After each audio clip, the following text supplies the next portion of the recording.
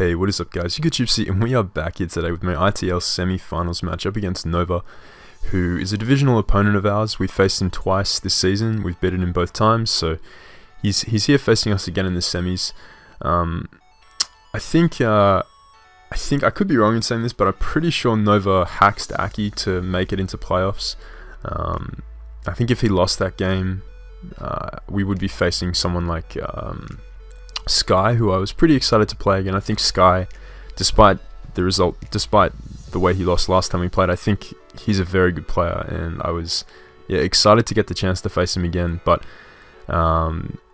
unfortunately we're going to be facing the same team we've already played twice this season, which I can't lie is a bit boring. Like, it's a bit boring to prep for the same team 3 times in a row. I'd much rather face different people with different teams. It just keeps it more interesting. But we're here facing Nova again, and he's got a pretty solid team. He's got Magearna, which is the best mod in the format, and he's got some nice offense with Z Chomp, Beedrill and Conkeldurr, as you see there, with a solid defensive backbone in Amoonguss, Slowbro, Arcanine, and he's got the Magearna here as well. So these are the monsters he's opted to bring. Very solid looking team. I'm expecting defensive Magearna, defensive Arcanine, with the other 4 mons being probably offensive. Magearna might be a bit of a mix there, but yeah, that's what I'm expecting a matchup. And the team we're rocking today, we've got a Sharpedoes Seismitoad, very, very nice way to take on stuff like Arcanine, and even can soft check Magearna reasonably well. Can even chew a hit from Garchomp and fire off an Ice Punch if I needed to. Then we have a Sharpedoes Mega Sizzle, which is an amazing answer to his Magearna. He really can't touch it. He's not going to be bringing Hidden Power Fire. I've showed Snorlax to be my Magearna check in every game that I've played versus him so far. Both Snorlax and Gliscor, so Hidden Power Fire is never the bring on his Magearna here. If anything, it's Focus Blast, which I think is probably his best way of handling Snorlax, but Nova's shown a tendency not to really care about bringing a Magearna set that beats Snorlax, so that may or may not change here. But in terms of optimal Magearna sets that he can bring versus me, really something like Shift Gear, Dazzling Gleam, Focus Blast is his best bet. But then we have an Electric Seed Hawlucha, which pairs nicely with my offensive Koko here. We've got a Magearna Z Venomoth with sub Quiver which sets up on the likes of Amoonguss. Does a nice job versus Slowbro as well. Is a really nice just safety net to have versus something like Carmine Slowbro in the back, which could be a little bit annoying to this team. And like I said, I can set up on Amoonguss, which is very nice. At +1, I Oko Mega Beedrill. Actually, at neutral, I Oko Mega Beedrill with my Z Bug Buzz, which is pretty crazy. Obviously, Magearna can take Bug Buzzes relatively well, depending on its spread and whether it has lefties or not. But if it's not a Carmine variant, then Venomoth actually sets up all over it. So that's pretty solid. And then lastly, we have a Gliscor here, which it's a pretty defensive Gliscor. I think I could be SD on this set. I'm not sure. This match was played a while ago, but yeah, very, very solid versus his team. He doesn't have a ground resist, so yeah, pretty solid. But we're going to jump into the match here. I'm going to lead off with my Koko, as he's going to lead off with his Chomp here. And turn 1, I'm going to switch out to my Gliscor, as he does choose to go for the Earth Power here. So interesting, he reveals Earth Power. Last game we played, he actually had a Tectonic Rage EQ with Hidden Power Ice on his Garchomp. So this is going to be interesting to see if he's opted to bring like a Z move on his Chomp or Life Orb. So this turn I'm going to get my rocks up, as he follows suit and gets his up. Yep, fair play, as he's now going to reveal the Life Orb like a modest HP Ice, and that is going to do a ton of damage to my Gliscor. So right here I'm going to want to preserve my Gliscor because it is very nice. It can get a roost up versus a lot on his team. And I'm going to bring in my Toad on his Flamethrower. Actually, he goes Flamethrower expecting me to go into my Scizor, but we take that pretty nicely. And right here I am just going to fire off an EQ, I believe. Yeah, I fire off an EQ as he brings in his Conk. Now, Seismitoad is at a pretty nice amount of health. I'm going to protect up to get a little bit more lefties. I don't want to determine like how he wants to play this Conk. In both games we've played his Conk. In I think the second game we played, he brought Conk, and he actually crit my Toad like turn 1 or something like that, which meant he could take me out turn 2 with a Drain Punch, and he was a Guts set. So I want to see if he's rocking a similar set, as he doesn't reveal to have Flame Orb. So right here I'm just going to click Earthquake, as he does go for the knockoff. And if I get the same roll that I got on my first EQ, which is 32%, I take out the Conk here with a second EQ, which is going to be really, really nice for my my team as a whole, like switching into this thing is quite annoying for my team. But unfortunately, I get a really low roll, get 30 there, as he's going to Drain Punch and take out my Toad. But it's not the end of the world. Conk is fairly weakened, and now I am just going to bring in Coco to be able to revenge this Conk, and anything he wants to switch in here is going to take big damage. So I'm gonna click T-Bolt here. If he went into Chomp, he would die the following turn to Hidden Power Ice, or Dazzling Gleam, whatever coverage move I have on that. So this turn I'm gonna go hard out into my Scizor, as he's just gonna bring in his Beedrill to click U-turn, get the momentum back out into his Arcanine actually. And he's going to take the Rocks damage and reveal to be Leftovers, which is important knowledge to have, because this means that he's more than likely not an offensive variant. So I'm going to go hard into my Lucha here, which is very fat and has the Electric Seed, so it will proc within the electric terrain.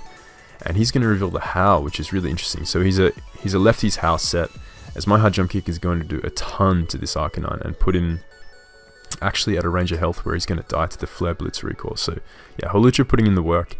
But now he's going to bring in the Magearna, and I really don't know what to expect from this thing at matchup. It could be a defensive response to my Holucha, because he's opted to forgo bringing Slowbro, so that's interesting.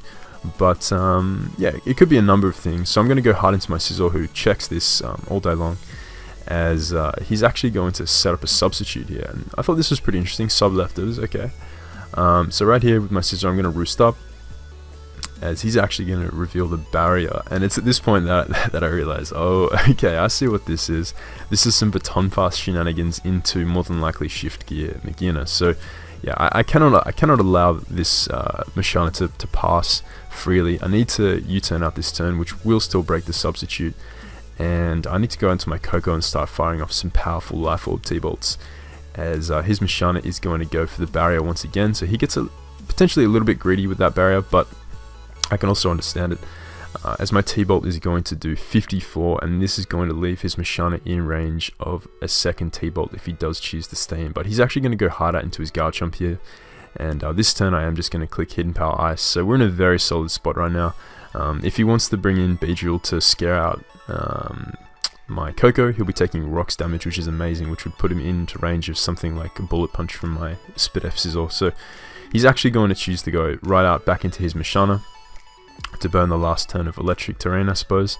But this turn I'm going to Volt Switch out, wanting to get my Scizor in because it matches up perfectly versus the Beedrill if he wants to bring it in, and it is my defensive response to his Magearna. So yeah, we're looking really solid in this endgame. Like, Scizor's looking like it can just wrap the game up on its own. So I'm going to start Bullet Punching this Magearna down. He reveals to be quite a bulky set, but that's okay, because my Scizor takes like nothing from Magearna's Dual Stab, and if he's Focus Blast, he has to hit. Even if he is like a Health Berry, this Scizor is so fat. I'm pretty much like max Spit-F, so I take nothing from this Magearna's hit, even if it is at +1 or +2. So I'm going to start Bullet Punching him down, as he does go for the Shift Gear here. I'm going to Bullet Punch him down once again, put him into range of his Berry. It's going to pop. That's totally fine. This is a comfortable 3 KO from this range of health. And he's going to go for the Shadow Ball here, and he's going to crit me. So yeah, that Shadow Ball did 52% with a crit. So that was like bouncing off otherwise, and that's a 4% chance. So that's pretty brutal. Obviously, like, you can't predict a crit that turn.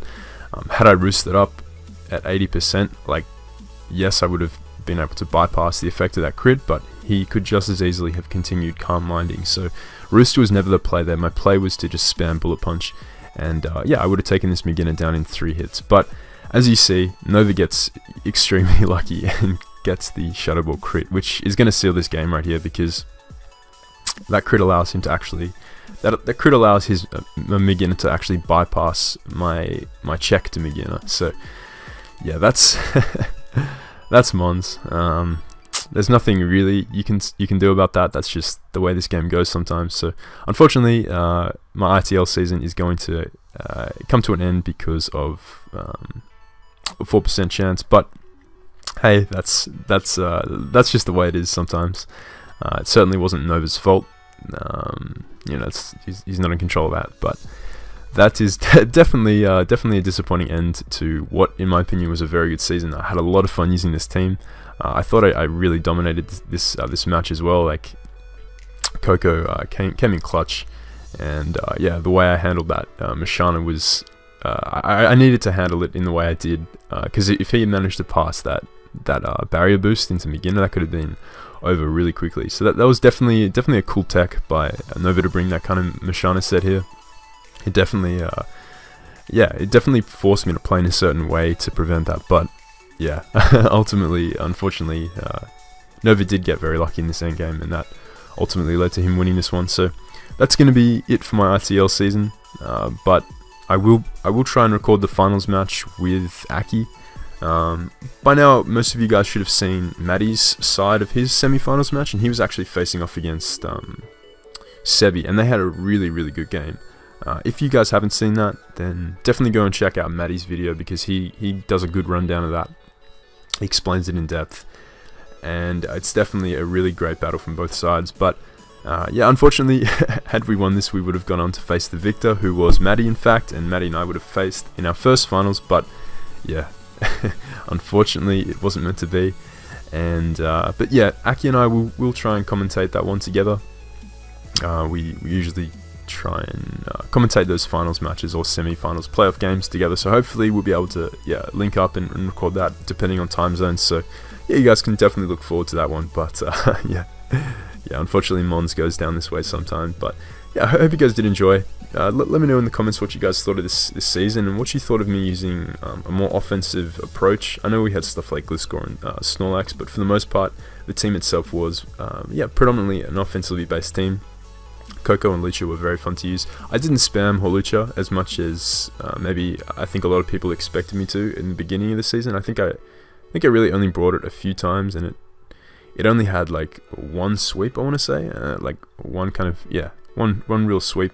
I think most of the time my wins were based off using actually Gliscor really well, and Scizor and Coco. So definitely fun again to use Gliscor. I haven't used that mon since early Gen 6, I think. So yeah, it was definitely good fun to use that in the Gen 7 meta. So yeah, I'm keen to hear your guys' thoughts on the season, and that's going to be it from me. Hope you guys did enjoy, and I'll catch you next time.